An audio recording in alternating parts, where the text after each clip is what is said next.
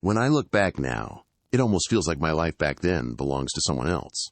Someone a little more naive, a little too hopeful. But a few years ago, that was me. I grew up in a small town where dreams often felt like they bounced off the ceiling and landed right back on the floor. Still, even there, I dared to want more. So when I finally got the job offer to work abroad, it felt like a one-way ticket out of that cage. It seemed like an adventure, and I was sure I was ready. At the same time, there was her, Anna. She was the silver thread running through my days, my connection to home, and the person I promised to take along for the journey, even if it was just in spirit. We hugged goodbye at the airport the week I left, her warm hands holding mine as tears brimmed in both our eyes. I promised her, no matter how far I go, I'll always do what I can for you. She smiled, believing it, and so did I. The first few months overseas were the hardest. The ache of missing her hit me in unexpected waves. Calls across different time zones, pixelated video chats, promises made to one day bring her to join me. Those things kept me grounded, even as I stumbled through unfamiliar streets. Every time she told me about her headaches from work or stress about paying her bills, I wanted nothing more than to fix it. I sent money, a few hundred at first, then more as she said bills piled up. Rent, groceries, her mother's medicine, occasional emergencies. At the time, I never questioned whether it was too much or too often. It simply felt right. It was what you do when you love someone. I'd go without eating out for weeks, work overtime, pick up odd jobs, just to make sure she never lacked anything back home. The thought that she was safe and cared for gave purpose to all those lonely nights halfway across the world. In the beginning, I had complete faith in Anna. We were together for almost 3 years before I left. We talked about everything, our future, our fears, even the silly little things that made us laugh when everything else felt uncertain. I truly believed that what we had could survive anything, even thousands of miles between us. Every day, I woke up and checked my phone, desperate for a simple good morning from her.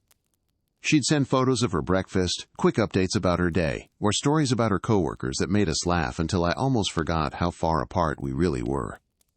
Those little things kept me going. We talked about the apartment we'd eventually get together, about the dog she always wanted, and how she'd decorate every corner to make it feel like home. I saw my future in her eyes, and I trusted in that with everything I had. When she told me she was struggling, I never hesitated. Even though money was tight on my end too, I found ways to make it work. Sometimes I skipped meals or lost sleep taking extra shifts, but I didn't care.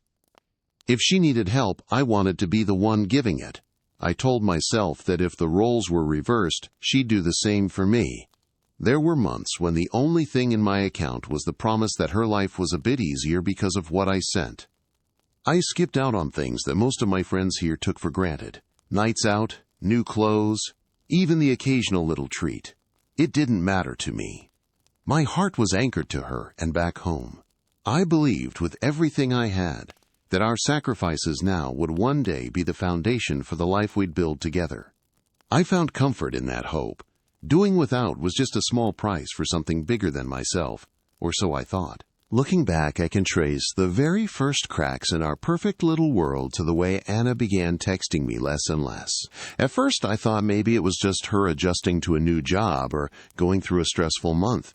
Our conversations started to feel rushed, like I was suddenly on a tight schedule one didn't know about.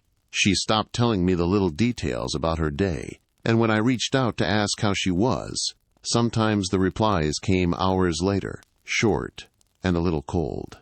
I kept telling myself it was just the time difference, or her being tired. I'd send a funny picture or a memory from our past, hoping to get a laugh or at least a smiley face in return, but it felt like my messages were echoing into a well, with nothing coming back. Even the video calls, the ones I used to look forward to all week, became rare and shorter. Anna would say she had to get up early or needed to help her mom. The excuses stacked up, dotted with vague promises to call soon. Along with the distance in her tone, there were little oddities whenever we talked about money. I noticed she began asking for just a little more each time.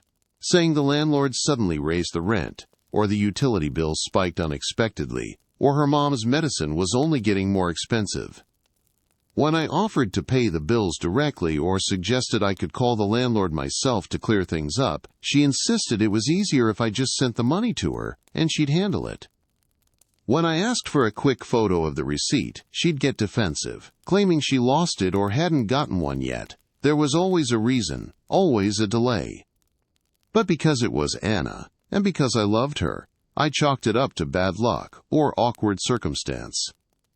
I pushed aside the quiet voice inside me that said something didn't feel right, refusing to believe that the girl who once shared every detail of her life with me could ever hide anything. There were nights when doubt kept me awake long after I should have been asleep. I'd stare at my phone, rereading our old conversations, looking for the warmth that used to be there. Sometimes I even scrolled through her social media, searching for signs that things between us were still the same.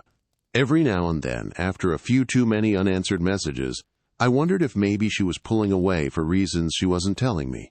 The little lies about the receipts, the rushed calls, her sudden reluctance to talk about the future. They gnawed at me. I started second-guessing everything. Was I imagining the distance? Was I expecting too much, just because I missed her so badly? I told myself she must be stressed, or maybe I was overreacting. Still, there was that quiet ache in my chest that wouldn't quite go away, the kind you feel when you're standing on unsteady ground. But in those moments of doubt, love always won. I reminded myself of who Anna was to me and how much we'd already been through. I clung tightly to the memories of long talks and laughter, believing those were proof enough that everything would be all right. I convinced myself I was just being insecure because of the distance, and I pushed away my worries in favor of giving her the benefit of the doubt. When people asked about us, I tried to sound confident, telling them that trust was the most important thing in a relationship. I needed, to believe that my sacrifices meant something, that she loved me enough to never hurt me. So I chose to trust her, even when the little inconsistencies made my heart uneasy. Love, I thought, should be stronger than suspicion, that faith in her, right or wrong, was what helped me silence my fears and keep sending the money. Keep believing that one day this long stretch apart would all be worth it. There's a special kind of loneliness that settles in when the one person you want to talk to the most seems a world away in every sense. My apartment, which was meant to be a stepping stone to our life together, started to feel like just four walls closing in on me. I'd catch myself making 2 cups of coffee in the morning out of habit, imagining her sitting across the table, laughing at something simple. Sometimes after a long shift, I'd get home and open our old photos, or scroll through messages from when we were first apart, back when we both thought distance would just make our hearts grow fonder. But all of that was in the past. With every passing day, the silence between us got heavier, and I felt the gap stretching wider. No amount of video calls or texts could fill the emptiness that grew in the quiet spaces of my new life. What made it even harder was how often I'd see couples together, at restaurants, on the train, walking hand in hand through the city.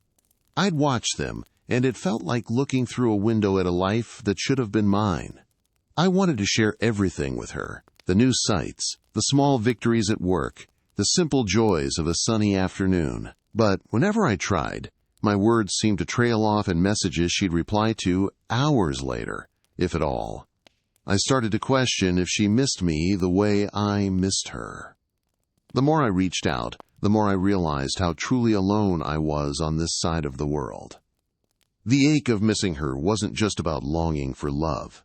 It was about losing the friend I'd leaned on, the dreams we'd planned, the comfort of knowing someone was waiting for me at the end of a hard day. It was just me now, left to face everything on my own, carrying the hope that someday the loneliness would pass, and I'd land safely back in her arms. Money soon became the glue that connected our distant lives. Almost every other week, Anna would message me about some new bill or urgent need. It started with rent and groceries. Things I expected, things we'd talked about before I left. But not long after, there were surprise expenses. Her phone broke and needed replacing. Her mom needed surgery. The electricity bill doubled, or she was behind on her internet payments. Each request came with an apology, a promise it was the last time, and then a thank you that made me feel appreciated and needed. Without thinking too much, I'd log into my bank app and send whatever she asked. I convinced myself it was all part of supporting her through tough times and keeping our future plans alive. Every transfer was a little reassurance that I still mattered, still played a role, even if I was on the other side of the world. I did it gladly, even when it meant my own wallet got thinner. Sometimes after sending her money, I'd have to skip meals or borrow a little from a coworker until the next paycheck came in. I told myself all these sacrifices were temporary, and when we were finally back together, none of it would matter. Those little messages, "Thanks, babe, you saved me again," or "I don't know what I'd do without you," felt like lifelines. They gave me purpose, eased my guilt for being so far away, and kept the idea of us alive in my mind. I never doubted that she needed the help. If anything, I worried that she wouldn't tell me the full truth about how hard things really were on her end. If she hinted at even a little trouble, I'd move mountains to fix it. That's just what love looked like to me then. Providing, supporting, believing she'd do the same if the tables were turned. Over time, I couldn't help but notice that some of Anna's stories about needing money just didn't add up anymore. One week, she said her electricity had been cut, and she needed cash to pay and get it turned back on. The very next day, she sent me a photo of her in the apartment at night. Lights glowing in every corner, smiling with her friends around the table. I shrugged it off, thinking maybe she'd solved it quickly or borrowed from someone in the meantime. But it kept happening. Her phone supposedly broke beyond repair, yet she called me on the same number only hours after telling me she had no way to reach out. I told myself not to read too much into it. Still, seeds of doubt were being planted, and my trust, which once felt unbreakable, started to shift just a little with each inconsistency. Even the stories about her mom's health started not to match. Some weeks, her mother was in the hospital. Other times, she was said to be recovering at home and running errands. The timelines blurred, sometimes overlapping in ways that didn't make sense. When I gently asked for a bit more detail or offered to send supplies or help another way, Anna's answers got defensive or vague. "It's just too complicated," she'd say, or, "Don't worry, I'll handle it." I wanted so much to believe her, but deep down, a part of me started to keep mental notes of each odd little detail.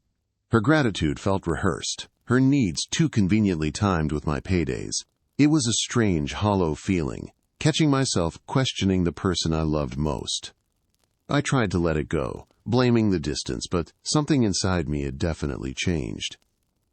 The reassurance I once felt with every money transfer was now replaced by a growing knot in my stomach that I couldn't ignore anymore. I started asking Anna for little bits of proof or updates, not because I wanted to catch her in a lie, but because the details of her stories had started to slip. When she said she'd paid rent, I'd ask if she could send a photo of the receipt, just so I could feel involved, like we were handling things together. Or when she mentioned her mom was back from the hospital, I'd ask for a quick update, maybe even a picture of them together. Each time, she'd hesitate, or say she was too busy. Sometimes she'd claim her phone's camera was broken, or that she'd forgotten to grab the receipt. There was always an explanation. Always something standing in the way of me seeing with my own eyes what she said was happening. The delays turned into a pattern I could almost predict. I'd ask for a photo or update, and hours, or even a whole day, would go by without a word. If I followed up, she'd get defensive, saying she was stressed enough already and didn't need to be interrogated. Once, she even accused me of not trusting her anymore, and that cut deeper than she probably realized. I tried to back off and give her space, worrying I was making things worse, but the unease kept growing. I realized the less I actually saw, the less I felt part of her life. I told myself it was just the distance, that maybe if we lived in the same place, I wouldn't need this kind of reassurance. But deep down, I craved even the smallest glimpse of truth, all while trying to convince myself that love needed trust, not evidence. Still, every evasion left me feeling further out in the cold. It was a quiet night when the first real storm broke over everything I thought I knew. I was chatting with Mark, an old friend from home who still lived in our neighborhood. We hadn't talked in months, but he reached out just to check in. Casual, nothing special at first. We caught up on work, laughed about some things that had changed since I left, and then, almost as an afterthought, he dropped a comment that felt like a punch to the gut. "Hey, have you and Anna broken up?" he asked. I replied quickly, telling him we were still together, just struggling with the distance. There was a long pause before he answered, "Oh, sorry man, I shouldn't have even asked. It's just that, well, a couple people have seen her out a lot lately, and not alone." My mind scrambled for an explanation, my heart pounding. Mark tried to soften it, saying maybe it was just a misunderstanding, and that he didn't want to cause any trouble. But the words kept playing on a loop in my head, growing louder than anything Anna had ever told me. After we ended the chat, I sat there for a long time, replaying every conversation, every excuse Anna had given over the past few months. The doubt that I'd tried so hard to ignore came rushing back with a vengeance. I thought about the night she said she was too tired or too busy to talk, the times she dodged my calls, all those unanswered messages. The image of her being seen out with someone else hit me in a way nothing else had. I wanted to believe my friend was mistaken, that it was some mix-up or gossip blown out of proportion. Still, I couldn't shake the sense that something was deeply wrong. The trust and hope I'd held onto for so long suddenly felt paper-thin. For the first time, I didn't even know what to ask Anna, or if I had the courage to ask anything at all. The shadow of doubt grew heavier, and I realized how truly alone I was, both in my tiny apartment and in this love I'd been fighting for. After that conversation with Mark, I couldn't relax or focus on anything else. Sleep became impossible, my mind spinning with questions that wouldn't go away. I didn't want to jump to conclusions or cause a scene without real proof. But I couldn't just ignore what I'd heard, either. So I made a quiet decision to start paying closer attention. I scrolled carefully through Anna's social media, looking for changes in her posts or anything out of the ordinary. She'd always been careful about what she shared online, but now I noticed the little details. Photos taken in places she'd never mentioned to me, tags from friends in cafes or parks at times she'd told me she was home taking care of her mom. There were gaps in her stories, unexplained outings, and pictures of her looking happier and more relaxed than she'd been on our recent calls. I started to write down dates, compare her messages to her posts, searching for patterns I could make sense of. I kept all of this to myself. I didn't want her to feel accused, and I wasn't ready to ask her outright. Not yet. There was too much at stake. Instead, I found myself replaying every conversation we'd had, trying to remember the tone of her voice, the words she used when talking about her day.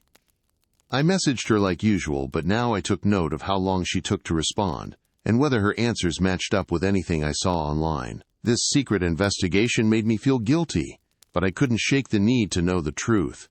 Each new inconsistency added to my anxiety. My stomach was in knots all the time. I hoped I was being paranoid, but I also knew that my gut was begging me to pay attention. For the first time, my love for Anna was mixed with suspicion, and I realized there was no way to go back to how things were before. The trust had cracked, and I was left piecing together a picture I hoped wasn't as bad as it was starting to seem. One sleepless night, after another string of vague replies from Anna, I finally stumbled on something I couldn't ignore. While scrolling through her tagged photos and the comments her friends left, I noticed a pattern. A friend of hers had posted a series of group pictures from what looked like a beach trip. The sand was white and the ocean blue, nothing like the parks or cafes in our hometown. At first, I told myself it couldn't mean anything.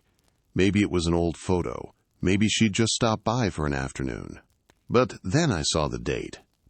From last weekend, the same weekend she'd told me she was home feeling sick and couldn't talk. As I looked closer, more details popped up. There was a receipt from a fancy resort tucked into the back of one group photo, the name clear enough to read.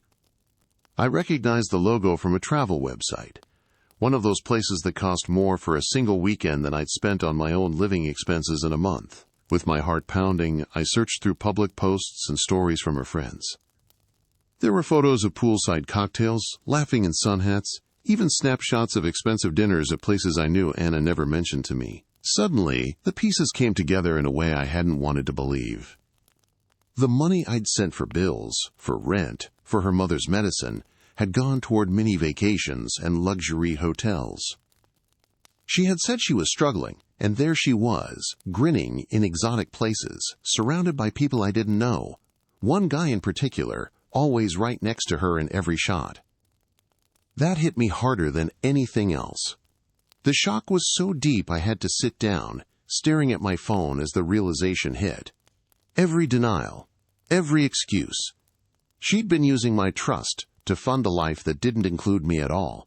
I felt cold and numb, the truth settling in like a stone in my gut. I could no longer fool myself. The evidence was right there on the screen, impossible to unsee. Seeing Anna in those photos with someone else was a different kind of pain, sharper than anything I'd felt before. It wasn't just the fancy resorts or the expensive dinners that stung, but the way she smiled beside him, relaxed and happy in a way I couldn't remember seeing in our last few calls. They looked close, laughing at private jokes and sharing moments that should have belonged to us. My mind raced back to every time she told me she was too tired or worried to talk, every story about bills and medicine and sleepless nights. It all fell apart in my hands. I'd sent money thinking I was helping her get by, never once imagining I was paying for her to make memories with someone else. There was a growing ache inside me, not just heartbreak, but the sense of having been truly used. Some part of me wanted to believe there was an explanation. Maybe he was just a friend. Maybe there was some reason all the photos looked so intimate. But the evidence was everywhere. Tagged photos, comments full of inside jokes, even strangers on social media who seemed to know more about Anna's new life than I did. I could see now that she had built something with someone else, all while convincing me to keep sending support from afar. The betrayal was total, not just of my trust, but of the story I thought we were sharing. My love had become her safety net, my sacrifices just another means to her happiness, and I was left alone in the shadows of promises she never meant to keep. Each new detail I uncovered was another blow, until I sat there staring at my phone in disbelief, wondering how I could have been so blind. The perfect future I'd pictured for us was gone, replaced by cold emptiness and the bitter taste of being fooled. I sat hunched over my phone, staring at those pictures, my hands shaking with a mix of anger and sadness. Every emotion crashed in at once. At first I was numb, reading and rereading the comments, trying to convince myself I had it wrong. But the anger crept in quickly. Anger at her, anger at myself, and anger at all the times I'd ignored my own doubts. I felt my face flush and my chest tighten, realizing how she must have laughed with him, while I scrambled to send money from a world away. My mind replayed every late night spent working extra shifts, every meal I skipped so she could get what she wanted, every moment I'd believed her when she said money was tight or days were hard. The bitterness hurt, but underneath it was a dull ache of disbelief. I never thought I'd be the person other people warned about. The fool who loved blindly and was left with nothing. Sadness came next, thick and heavy, pressing in on me from all sides. I felt so exposed and used, as if every secret I'd shared and every dream I'd built with her meant nothing at all. I thought about the times I'd tried to make her smile through a screen, all the words I'd sent, hoping they would fix the distance just a little. Now it felt like she had just been waiting for the next payment, another chance to tell me a story so I would keep believing, keep sending, keep hoping for a future that would never come. I buried my face in my hands, grief washing over me, feeling smaller and more alone than ever. The betrayal wasn't just in her actions, but in how utterly alone I suddenly felt, in a love I thought we shared. Everything I'd trusted collapsed in a flash, and the one person I wanted to call and talk to was the very person who had hurt me most. All I could do was let the disappointment sink in, feeling all at once like I'd lost her, lost myself, and had no one but my own blind faith to blame. It took me hours to work up the courage to call Anna. My hands shook as I typed out a message asking if we could talk. I wanted to keep my voice calm, to hear some explanation that would make everything clear or at least a little less painful. When she finally answered, her replies were short and defensive. I asked her about the trips, the photos, and the man who showed up with her in every picture. At first, Anna skirted around my questions, saying the group trips weren't her idea, insisting they were last minute and she only went because her friends needed her. Every answer made me feel more lost. When I pressed for details, she accused me of spying and not trusting her. Instead of talk, it became a heated back and forth, her voice getting sharper with each new question.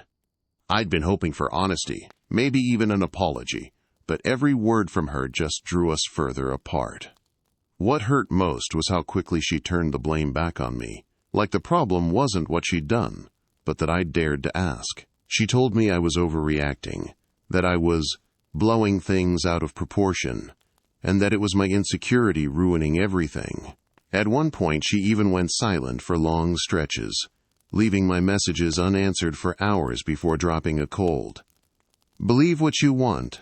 I'm tired of explaining myself. I felt my heart sink lower with every reply, realizing that the girl who once told me everything had built a wall so high I couldn't reach her anymore. I begged her for just a little honesty, to tell me outright what was going on, but she stayed locked in her excuses. The call ended in silence, leaving more distance between us than ever before. The hope for a confession or closure slipped through my fingers, replaced by the dull truth that she'd rather lie or fight than admit the life she was really living without me. After that call, the truth hit me all over again. The relationship I'd poured my heart and energy into was built on lies. I stared at our old messages, reading her "I love yous" and promises of our future, wondering if any of it had ever been true. Each word felt empty now, echoes of someone I thought I knew. The hard part was accepting that I had to let go, not just of Anna, but of the dreams and future we'd talked about every night. I wanted so badly for things to be different, to believe that if I just kept trying, she'd suddenly be honest, or that somehow her actions would make sense. But the more I replayed everything, the more I saw how this was never about distance or bad luck. It was about betrayal. Cutting ties sounded simple in my mind, but it was a battle in my heart. I sat with the thought for days, torn between anger and heartbreak. What if she really needed me? What if there was something I didn't understand? Some detail I missed or story that would make this pain worth it? It felt like letting go would mean erasing years of memories, admitting to myself and to everyone back home that I'd been fooled. In quiet moments, the weight of it all pressed down on my chest, making it hard to breathe. I didn't want to be alone in a new country, starting over from scratch, holding nothing but regret. But staying meant living with a lie and letting myself be used again and again. I had to choose. Keep holding on to hope that things would change, or find the courage to walk away from the person who'd hurt me most. Each time I imagined cutting Anna out of my life, it hurt deeply. But deep down, I also knew it might be the only way I'd ever be free. When I look back on all the times I helped Anna, it feels like a movie I used to believe in but can't quite remember the ending to anymore. I remember wiring money late at night, counting coins and bills just to make sure I had enough for her next need. All the overtime hours, all the things I went without, they came from a place of real love and hope. I used to smile when she'd say, "I couldn't do this without you," believing her words were a thank you for my loyalty and faith. Now I replay those memories with a heavy heart, questioning if any of it was real or just clever words meant to keep me around. I find myself wondering if she ever actually needed my help, or if she just saw me as an easy fix, someone she knew would never say no. All those times she cried about losing her home or about her mom's medicine.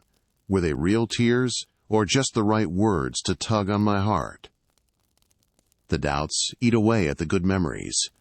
I ask myself if there were warning signs I missed, or moments when she was telling the truth, even for a second. Did she ever smile when she saw my name flash on her phone? Or was it always just a reminder that another payment had arrived? I want to believe that at least some part of what we had was genuine, that there were nights she missed me too, that my support was more than just a transaction. But as each day passes, those hopes seem to fade.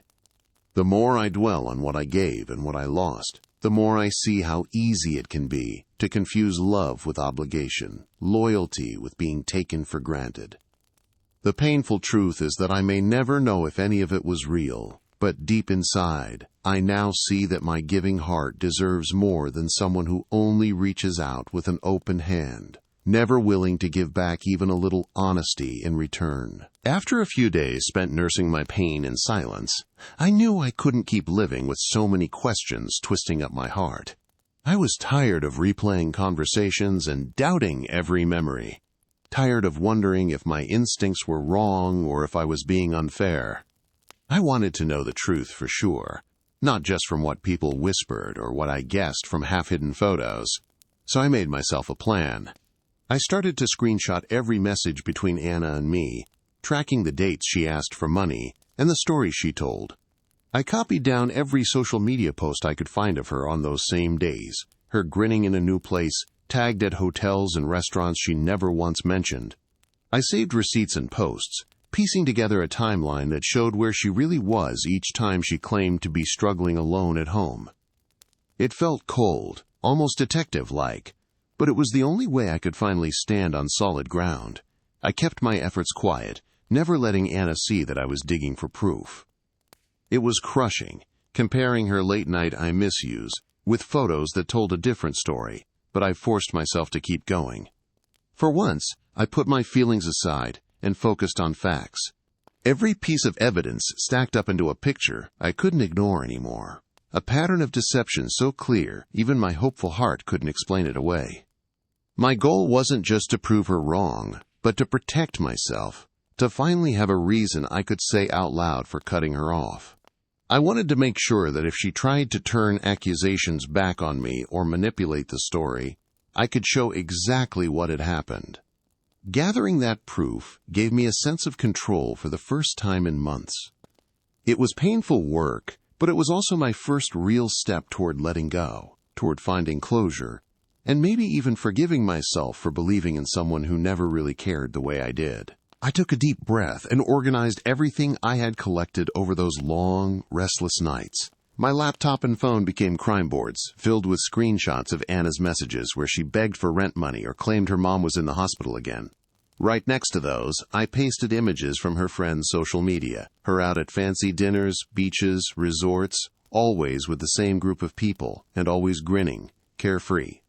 I printed out receipts from the money transfers I'd sent, lining them up with dates that matched the photos of her on vacation.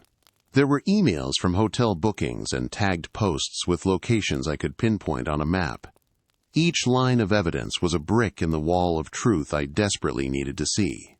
I couldn't deny the pattern anymore. Every time she asked for help, she was somewhere far from home, living a life I was completely shut out from. Laying the proof out in black and white was sobering and strangely clarifying. It turned my heartbreak into certainty, letting me finally accept I was not crazy or paranoid. I had been lied to, plain and simple. I gathered the most undeniable pieces. A photo of Anna lounging poolside on the same date she swore her lights had been shut off.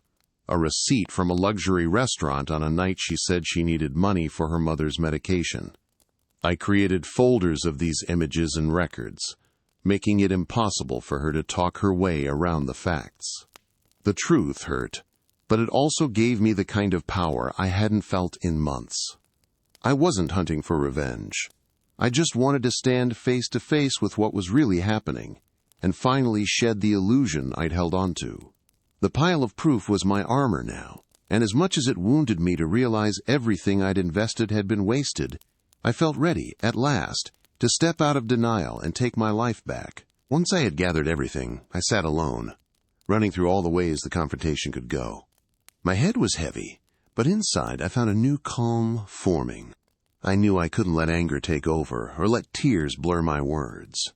I wanted to face Anna with the truth straight and clear, not for her benefit but for my own dignity. It wasn't about shouting or making her feel small. It was about finally standing up for myself after months of being strung along. So I wrote out what I needed to say, piece by piece. I practiced in the mirror, making sure I could look steady, not desperate or broken. I decided that when I called her, I would lay out the facts, show her the proof, and leave no room for denial or manipulation. This was about drawing a line, telling her that I may have been blind before, but I refused to keep living in the dark. I double-checked everything, organizing screenshots and documents so there would be no way to twist the story. In my mind, this wasn't just about exposing her. It was about reclaiming my self-respect and closing a painful chapter of my life. I promised myself that no matter how she reacted, whether she cried, yelled, or tried to guilt me, I wouldn't let it shake me. I left no open door for games or more false hope. I even planned out how I'd block her on every platform and contact my bank to make sure she could never reach me again. It would be hard, I knew, but this final act wasn't about revenge. It was about restoring my own sense of worth and refusing to let my kindness be used against me ever again. This time, I wasn't just walking away. I was choosing myself, finally, above anyone else's lies. The night I finally called Anna, I felt strangely calm. My hands didn't shake, and my voice came out even, not full of anger or tears like I'd feared. When her face appeared on the screen, she gave one of her usual tired smiles, probably expecting another routine check-in, but I got right to the point. I told her I needed to talk about the things that hadn't added up. I asked about the trips, the money, and the people who kept appearing in her photos. She tried her old tricks at first, denying, stalling, saying I had everything mixed up. But this time, I was prepared. I started showing her the screenshots, the bank statements lined up with her vacation posts, the messages where she begged for help, and the hotel receipts from the same day. Her face changed slowly. First confusion, then panic, and finally shame. She looked away from the camera, her voice dropping to a whisper as she struggled to come up with excuses. I didn't let her off the hook. I told her I wasn't there for a fight or more stories. I just wanted the truth and, more than anything, to make it clear that I deserved better. I watched every flicker on her face, saw her realize there was no room left to lie. Anna offered half-hearted apologies, blaming stress, distance, anything she could reach for. But all the emotion in my chest felt different this time. Instead of heartbreak, I felt a quiet strength I hadn't known I had.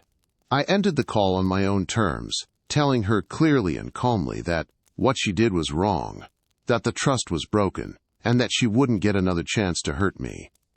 As I hung up, there was no dramatic goodbye, just a final, certain silence. For the first time in so long, I realized I was finally in control, and I walked away from that screen knowing I would never let her or anyone walk over me again. As the truth sank in, I could see Anna's guilt all over her face. Her eyes darted away from the camera, and her hands fidgeted nervously where I could still see them. She tried to offer shaky explanations, saying things like, "It just got out of hand," or, "I never meant to hurt you. I just needed to do something for myself for once." Her words were full of half-truths and excuses, explanations that didn't really answer for what she had done. She went on about the distance and how lonely she'd felt, about how she didn't want to upset me or make things worse by telling me what was really going on. For every piece of proof I showed her, she tried to brush it off as a misunderstanding or just bad timing. Sometimes she acted as if what she did wasn't so bad, claiming everyone needed a break sometimes, that it wasn't really about the money, or that she hadn't planned for any of the trips to become what they were. The more Anna talked, the more I heard how hard she was working to make her betrayal sound smaller than it really was. She blamed the distance and the pressure, tried to say she always appreciated everything I did for her, but then would spin it as though we'd both made mistakes, not just her. She said she didn't want me to think she was a bad person, or the kind of girl who would use someone, but as she spoke, the reality of what happened sat heavy between us. Her voice wavered as guilt mixed with fear, afraid of losing me, afraid of judgment, maybe even afraid that she was finally out of stories.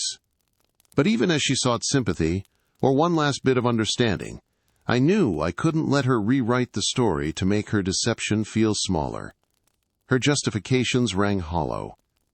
The trust was broken, and no amount of soft words or reasons could change that simple truth. I waited until Anna stopped talking, letting her last excuse hang in the air. Then, as steady as I could, I told her the truth. I couldn't do this anymore. I looked her straight in the eye through the screen, and for the first time let myself say how deep the hurt really ran. I told her how it felt to work extra hours, skip meals, and worry about her every night, how every sacrifice came from a place of love and trust. I explained that what hurt most wasn't just the money or even the trips, but the way she could look me in the eye, lie, and keep asking for more. I told her I'd spent months blaming myself for feeling suspicious, for doubting her stories, and how much it damaged me to fight with my own instincts. With every word I felt grief and anger bubbling up, but I didn't shout or fall apart. I spoke calmly and clearly, knowing I needed her to understand this was the end, not just another fight. I told Anna I would not let myself be taken for granted or made small by anyone ever again. I said I hoped she would think about what she'd done, not to punish her, but so she'd never treat another person the same way.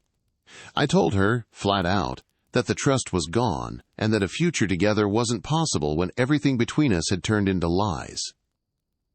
She tried to interrupt, but I wouldn't let her twist the narrative one last time. I ended the call with a final goodbye, thanked her for the good moments we once had, and made my intentions clear. I needed to move on and rebuild my life, and she would not be a part of it. As the call ended, a strange sense of peace washed over me. For the first time, I put myself first and shut the door on something that had only caused pain in the end. It was heartbreaking, but it was also the start of a real freedom I hadn't felt in far too long. As soon as the call ended, I took a deep breath and got to work, closing every door she might use to get back into my life. First, I started with my phone. I blocked Anna's number and her social accounts. No more texts, no more late-night apologies or guilt trips. I went through every app where we'd ever exchanged messages and cut off contact, one by one. It hurt in a way I didn't expect, like erasing a part of my life that used to give me so much hope, but every click made my world a little lighter. I deleted old photos and messages, even the voice notes I used to replay for comfort when I missed her. I forced myself to see that holding on to those digital pieces was only delaying my healing. By the time I finished, my phone felt like it finally belonged to me again, not a constant reminder of betrayal. Next, I turned my attention to my finances, another place where her presence had quietly lingered for too long. I changed passwords, called my bank, and set up alerts for every transaction. I made sure she couldn't ever touch my accounts or use any of my details again. I reviewed old transfers and set new boundaries. Never again would I give so freely to someone who hadn't earned my trust. The process was slow, but with every security update, I regained a bit more control over my life. There was comfort in knowing that I was finally protecting not just my wallet, but my peace of mind. I emailed my bank about suspicious activity just to be safe, and kept a sharp eye on things in the days that followed. Taking those steps wasn't just about money. It was about making sure my future could never be hijacked by someone else's lies. When it was all done, I felt stronger. I wasn't just closing a door. I was laying the first bricks of a new foundation, one built on self-respect, caution, and a promise to myself that I'd never let my heart or my money be so easily taken again. After I cut Anna out of my life and locked things down, I realized how much I needed real support. For too long, I'd convinced myself that I could handle everything alone. But the night after the final call, the quiet felt different. Not peaceful, but heavy and uncertain. So I did something I hadn't done in months. I called my mom. I'd given her small pieces of the story before, but this time I told her everything. I let the words spill out. The money, the lies, the vacation photos, all of it. My mom didn't say, "I told you so." She just listened, letting me get it all out, and when I was done, she told me she loved me and was proud of me for finally standing up for myself. That one call was like unlocking a window in a room I thought I was trapped in. I sent a message to Mark, too, thanking him for telling me what he saw, and he offered to grab a long-distance call just to catch up and remind me how much better I'd do without someone who didn't value me. As the days went on, I filled in a few more trusted friends. Some were surprised. Some just quietly said they'd had their doubts, but not one of them made me feel foolish for believing the best in someone. Instead, They reminded me of all the good in myself that Anna had never really seen. A heart willing to give and trust, the strength to start over, the courage to face pain and not run from it. Every call, every message, every simple "How are you doing?" made me realize I was never truly as alone as Anna's betrayal made me feel. I began to see that losing her didn't mean losing everything. It meant rediscovering people who accepted me as I was, who were quick to reach out instead of taking advantage. Letting them help me, letting myself be honest and vulnerable, was the first step in finding real healing. Slowly, their support filled the silent spaces Anna left behind, and for the first time in a long time, I saw hope. Real hope, not built on empty promises, but on honesty, friendship, and the love of people who truly cared. Looking back, I can see that what started as pain slowly became the beginning of my healing. With Anna out of my life and my friends and family behind me, I allowed myself to let go of blaming and questioning. Instead, I focused on rebuilding the parts of myself that had been worn down by years of doubt and disappointment. I set a new routine: early mornings with quiet coffee, walks through my neighborhood, getting to know the city in a way I hadn't before. I started eating better, taking care of my health, and finding small joys in simple things like reading or cooking a meal just for myself. Each little habit helped chip away at the fog Anna left behind. The guilt and humiliation faded, replaced by the calm of knowing I faced the truth head-on and walked away stronger. I realized that respect from others starts with the respect I give myself. I pushed myself to dream again, not about the life someone else promised me, but about what I could build for myself. I signed up for a language class, joined a hiking group, and reconnected with old passions I'd left behind. Instead of focusing on everything I'd lost, I started counting what I'd gained: independence, honesty, peace of mind. My pride came back, not from getting revenge or proving Anna wrong, but from knowing I could survive heartbreak, betrayal, and still move forward with my head high.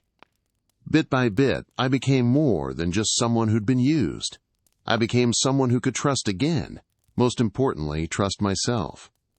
Healing wasn't fast or easy, but every step forward made me grateful for the lesson. Self-respect and honesty are worth more than any relationship built on lies. With time, all the pain and anger I felt became a kind of fuel for me. Instead of letting my heartbreak weigh me down, I used it to push myself forward.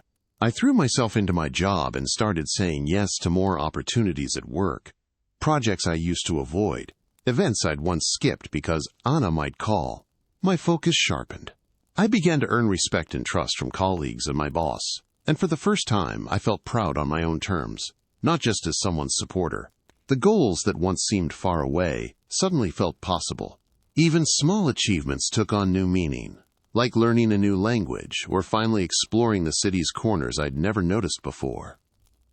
I discovered that I didn't need anyone else's approval to feel happy or successful. I started living for myself, not for the hope someone would finally see my worth. The more I rebuilt my routines and dreams, the less room I had for sadness. I tried out new things, joined local clubs, invited coworkers out, and built friendships that had nothing to do with distance or old promises. I realized I was good at making connections when I showed up as myself, open and honest. My life began to feel full, in a way it hadn't, even when I was with Anna. Every step I took felt like I was reclaiming ground that had been lost to lies and regret. With each new skill learned or new friend made, my confidence grew. The old pain of betrayal faded to a lesson, something I'd survived and grown from. My life abroad wasn't lonely anymore. It was an adventure again, with my energy channeled into things that actually built me up. I proved to myself that even after my trust was broken, I could start again stronger and wiser. And that, I realized, was real victory, turning heartbreak into a new chance to belong, to flourish, and never lose myself for love again. Trust, I learned, should be earned, not handed out just because we want to believe the best in someone. Looking back, I realize how easy it was to confuse love with blind loyalty. I always thought that if I gave enough, proved myself enough, and loved hard enough, everything would work out in the end. But I understand now that real love never demands you trade away your self-respect or ignore your instincts. The little signs I overlooked, her avoiding my questions, twisting stories, or only reaching out when she needed something, were not just cracks in our relationship, but cracks in how I saw myself. I let her shape my days, my choices, and my sense of worth, forgetting that I was more than the support I could offer to someone else. Trust needs boundaries. Love should feel safe, not like you're always walking on the edge of doubt. Through this whole painful unraveling, my sense of self was rebuilt piece by piece. Little by little, I realized my value didn't come from being someone's lifeline, but from honoring myself, my boundaries, my dreams, and my right to respect. Painfully, I learned that it's better to walk away than to keep giving to someone who can't or won't give back. Being generous is not the same as being a doormat, and empathy shouldn't be used as a weakness. I started to measure my relationships differently, asking, is this making me stronger? Am I being appreciated for who I am, not just for what I can provide? These questions became my compass. And when I found the answers, I understood that letting go was the greatest kindness I could offer myself. I'm stronger now, more careful with my trust, proud to protect my worth, and ready to build a future with people who truly see me. As hard as it was to face the truth, I had to admit that Anna's betrayal opened my eyes to how toxic our relationship had really become. For a long time, I held on to the good moments and brushed aside the doubts because I wanted so badly to believe in the love story we started. But underneath the surface, there was always a feeling that I was chasing her approval and trying to fix problems that were never really mine to solve. Looking back, I realized the smallest signs were there. The way she'd guilt me for not sending money fast enough, the time she played the victim whenever I brought up concerns, and how she made me feel like questioning her meant I didn't care enough. It wasn't just the lying about vacations or the money. It was the pattern of using my kindness as currency, giving just enough affection to keep me attached while always needing more from me. That truth hurt, but it also brought a sense of relief. I started to see that being left out, gaslighted, or manipulated was never a reflection of my worth, but a sign of how far Anna was willing to go to keep herself comfortable. Letting go allowed me to see her choices were about her, not about me or what I lacked. I realized that staying in that cycle any longer would have left me completely drained, trapped in a loop of giving and hoping for things to turn around. Free from her games, I finally understood the relationship had turned toxic a long time ago, and no amount of hope or sacrifice could fix that. Now, with the pain behind me, I can honestly say, I'm grateful I found out when I did. Sometimes the worst kind of heartbreak is better than living stuck in a shadow, because only in breaking free could I even begin to become whole again. I thought the story was over once I blocked Anna and secured my life again, but a few weeks later I saw her name pop up in my email inbox. My heart skipped, more out of habit than hope. She wrote a long message, apologizing for the way things ended, saying she missed what we had and that she hoped we could at least talk things out. She claimed things weren't as bad as they looked, and that the distance had made her act out. Mixed in with her apologies were flashes of blame, subtle hints that I was giving up too easily or misreading the whole story. As I read her words, I remembered all the late nights spent worrying, the patterns of guilt and manipulation, and how bad it felt to question my own reality. For a moment, the old part of me wanted to answer, wanted closure, or to hear something that would finally make sense of it all. But as I sat with her email, I felt my resolve settle back into place. I didn't need more explanations or another round of half-truths. I realized she was reaching out not because she truly regretted what she'd done, but because she wanted to keep her comfort and escape the consequences of her actions. So I didn't reply. I archived the message and set a filter so nothing from her would ever land in my inbox again. Instead of feeling loss or doubt, I felt relief, a clear sign that I was finally choosing myself over the cycle we'd been trapped in for so long. I understood that real closure doesn't always come from them finally saying, "I'm sorry," or giving you the answers you wanted.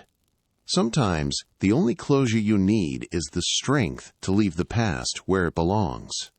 That choice, I realized, was the kind of power no one can take away from you. not even the person who once made you believe you couldn't stand on your own. Taking control of my life again started with the smallest steps. I made a list of the goals I had put on hold for too long, things that had nothing to do with Anna or the past. I knew I wanted to build a real home for myself, so I started putting money toward my own future, opening a savings account just for me. I made time each week for learning and self-improvement, even if it just meant reading a book I never seemed to finish or watching a new online course. I pushed myself to try out new hobbies, join social groups, and travel to places I'd always wanted to visit. Every small victory, every friend made, every project finished, every milestone reached, became proof I was still growing. The more I focused on my own progress, the more my self-worth grew. Each achievement, no matter how small, reminded me that I could build a life that was strong and joyful without needing anyone else to hold it together. My independence became a source of quiet pride. I celebrated every payday, every workout, and every simple meal I cooked just for me. I stopped waiting for someone to share my life with before I started living it. I treated myself kindly, forgiving the mistakes I made along the way, and stopped letting regret weigh me down. The journey wasn't always easy. Some days were still lonelier than others, and doubts crept in when I least expected them. But I learned to answer those doubts with action, with kindness to myself, and with a determination to keep moving forward. Over time, I realized I didn't just recover from what Anna did. I truly reinvented who I was. I was no longer the person waiting and hoping for love to fix everything. Instead, I became someone who could stand on his own, trust his own judgment, and claim happiness as his own responsibility. That, more than anything, was how I took my power back. The real turning point came when I realized that thinking about Anna and what she did no longer hurt me. At first, her name and the memories triggered waves of pain, but slowly, I found I could remember those days without feeling broken. I caught myself smiling for no reason on a walk home after work, enjoying a new favorite song, or laughing with new friends over something simple. It was like the emotional fog had finally cleared and I could see my own life with honest eyes. The tightness in my chest disappeared, replaced by a calm I hadn't known in years. I stopped replaying arguments in my head and looking for ways to rewrite the ending of our story. The relief was bigger than I could have imagined. Freedom not just from her lies, but from the cycle of doubt and self-blame I'd carried far too long. With that freedom came a deep, cleansing sense of relief, a catharsis I hadn't thought possible. I let myself cry for the wasted time, then let those tears be the last I shed for her. I forgave myself for being too trusting, and reminded myself that being open and hopeful isn't a failing. The weight I'd carried for so long evaporated, and for the first time, I truly felt light. I saw my reflection in the mirror and recognized someone new, stronger, sure of himself, and finally at peace with the scars of the past. Dreams came back, longings for the future grew brighter, and I allowed myself to trust again, not in someone else, but in my own ability to move on and choose better next time. The pain had shaped me, but in the end, it set me free. Betrayal had been a closed door, but catharsis was the open window that let me finally breathe again. As months went by, I saw a shift in every part of my life. At work, I became someone people trusted, a go-to person for tough projects and team decisions. I threw myself into new assignments, chasing goals I'd put off for too long. My hard work started to pay off, and I earned a promotion that put me in charge of my own projects for the first time. I celebrated with colleagues who'd become real friends, the kind who encouraged me to aim higher and believed in my potential. The energy I used to spend worrying about Anna and the constant tension she caused was now fueling my growth. I could focus better, show real enthusiasm, and bring fresh ideas to the table. People around me noticed the change and started relying on me, not just for my skills, but for my positive attitude and support. Outside of work, too, my life blossomed. I found joy in building new relationships, joining social groups, trying local gatherings, and actually accepting invitations instead of waiting by my phone for her call. I laughed more, had long talks over coffee, and made memories that felt genuine, never clouded by manipulation or guilt. Over time, I realized I attracted healthier people because I was finally healthy myself, filled with self-respect and hope. Where Anna's negativity used to drain me, my circle now lifted me up. The contrast was clear every day. My days were full instead of empty, my heart light instead of heavy. I was living proof that you don't need someone else's approval to rise. Sometimes, freedom from the wrong person is the only thing holding you back from real happiness.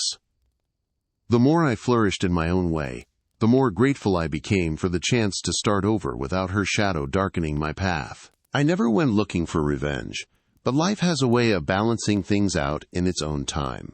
Not long after I had moved on for good, I started to hear through mutual friends that Anna's world wasn't as perfect as her smiling photos once made it seem. Word got around about what she'd done, how she used my kindness and played both sides for months. Some of the friends who cheered her on during those trips eventually saw through her, and slowly, invitations stopped coming.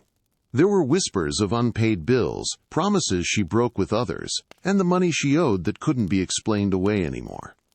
The new guy from the photos eventually found out the truth too, and from what I heard, walked away just as quickly.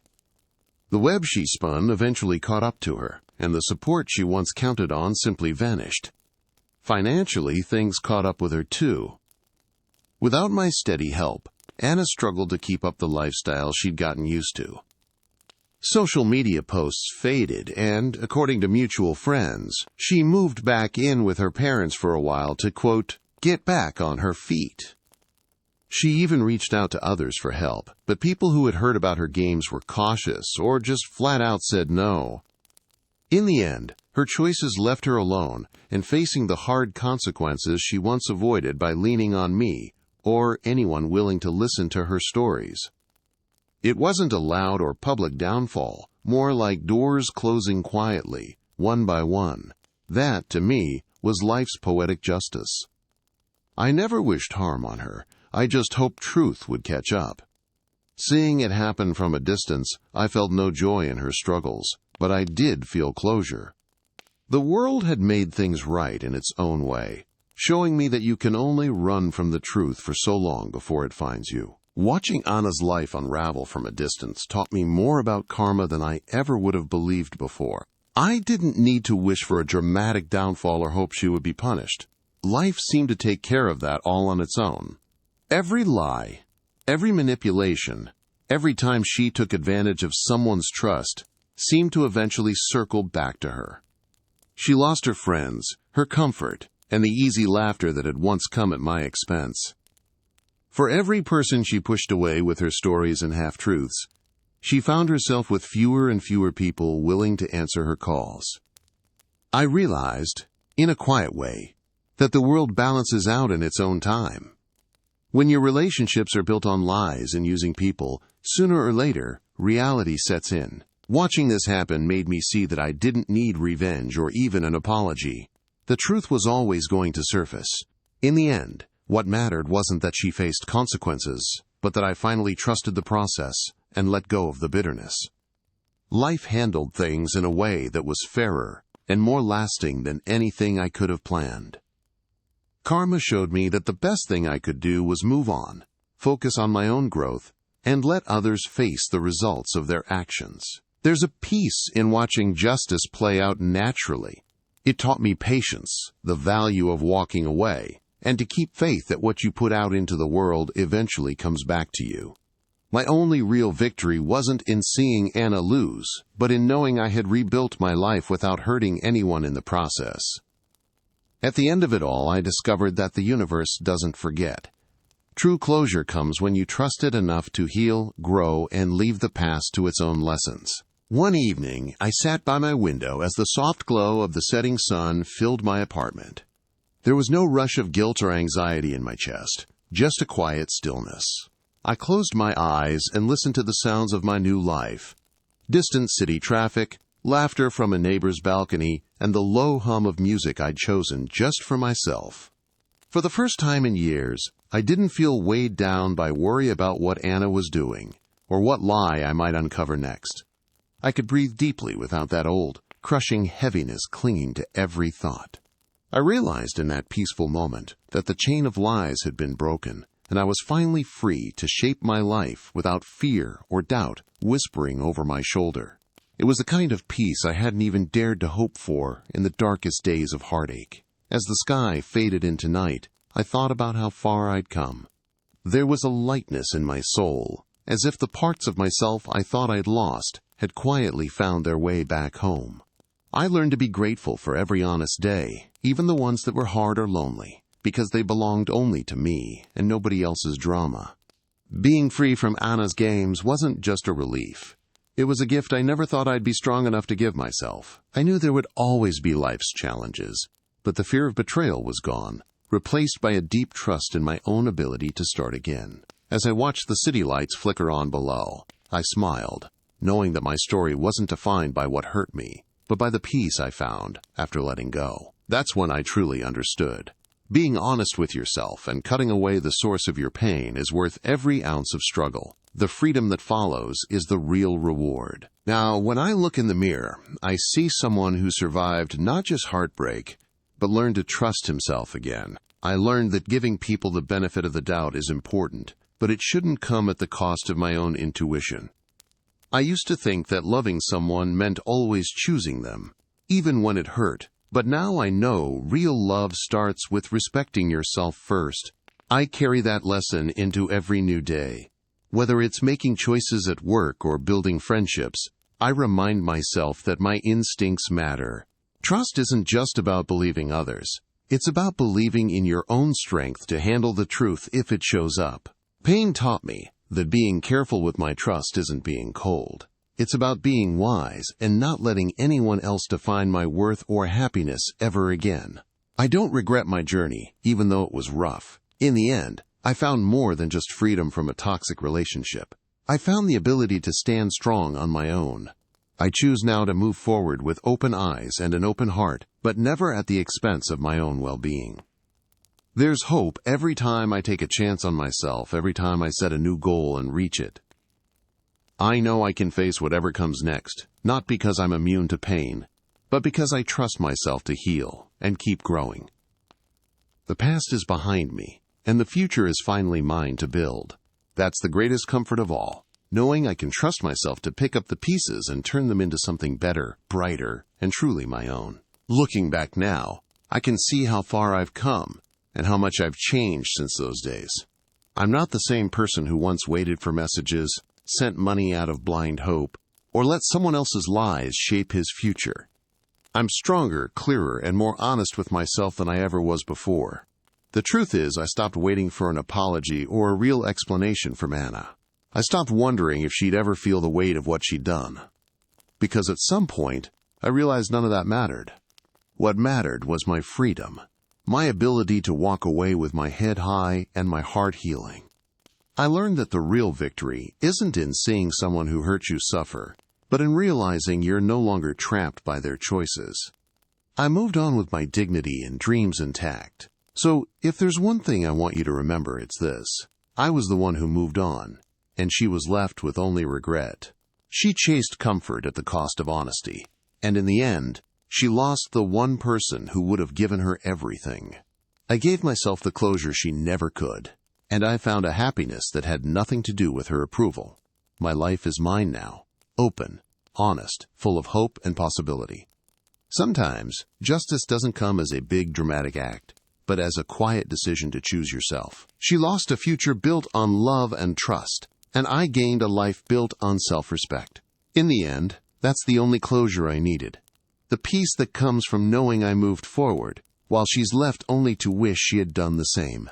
If there's anything I hope you take away from my story, it's that real justice isn't about getting back at the person who hurt you. For a while I used to think that maybe Anna would realize what she lost and come running back, or that hearing she was struggling without me would make me feel better. But when it finally happened, I realized it didn't bring me happiness or peace. That kind of revenge is empty. It might sting for a moment, but it can't heal you. The only justice that really matters is the decision to take your life back into your own hands.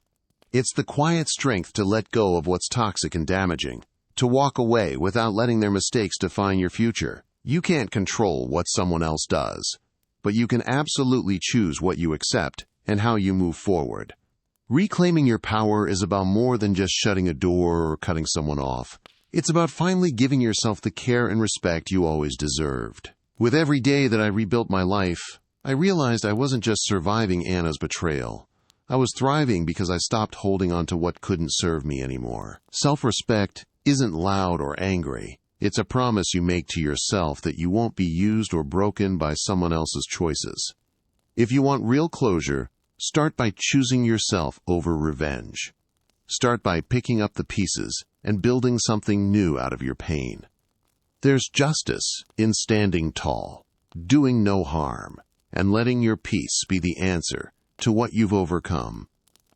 That's a power no one can take from you, and it's the only justice you'll ever really need. If you're listening to my story and you felt that gut punch of betrayal yourself, please know you're not alone. The pain might feel endless now, but it does pass if you honor your own truth. Betrayal teaches us hard lessons about who we trusted, what we gave up, and how much it hurts to let go of hope. But if you let it, it teaches you far more about what you deserve. You deserve respect, honesty, and real love that isn't built on secrets or guilt. There's no shame in loving deeply or giving someone your best. The only mistake is settling for less than you're worth. Every broken promise can be the first brick in the foundation of something better. Learn from your heartbreak. Allow it to open your eyes, not close your heart. Rise stronger. Don't let one person's lies or selfishness define your future. You have the power to shape your life after loss, to heal, and to love again, starting with yourself. Refuse to settle for relationships where you feel drained, questioned, or small. Use your pain as fuel to become wiser, braver, and more compassionate with yourself. Chase the life you want, even if it means walking alone for a while. No story written by someone else is worth more than your peace. You get to decide where your story goes from here. So let their betrayal be your lesson, but let your strength and growth be the final chapter. Never settle for anything less than the truth and the happiness you can build for yourself. If there's one truth I learned through all of this, it's that sometimes the hardest truth really does set you free. It doesn't come easily. Facing what you don't want to believe, letting go of someone you loved, or admitting that what you thought was real wasn't at all. Those are moments that test everything inside you. But the moment you accept things as they are, no matter how much it hurts, you open the door to something better. Denial only chains you to someone else's story, but acceptance is what finally lets you breathe. There is pain in staring down the truth, but there's also a quiet relief in knowing it's finally over. The pretending stops. You can start putting broken things behind you and focus on what's ahead. In that way, the truth isn't a punishment. It's a path to peace, healing, and real possibility. So if you're standing where I was, feeling afraid of what the truth might mean, take a deep breath and face it. Sometimes what you need isn't another chance to hope for things to get better with someone who's hurt you. It's the chance to find out how strong you really are when you let the truth guide you forward. I've learned that honesty, however sharp, is the key to freedom. I don't regret the path I took, even with the heartbreak. It brought me back to myself, showed me who I am, and gave me back a sense of ownership over my story. Hold on to that wisdom. Sometimes the hardest truth sets you free. And when you finally accept it, you'll realize you were never as lost as you feared. You were just waiting for the courage to walk in the right direction.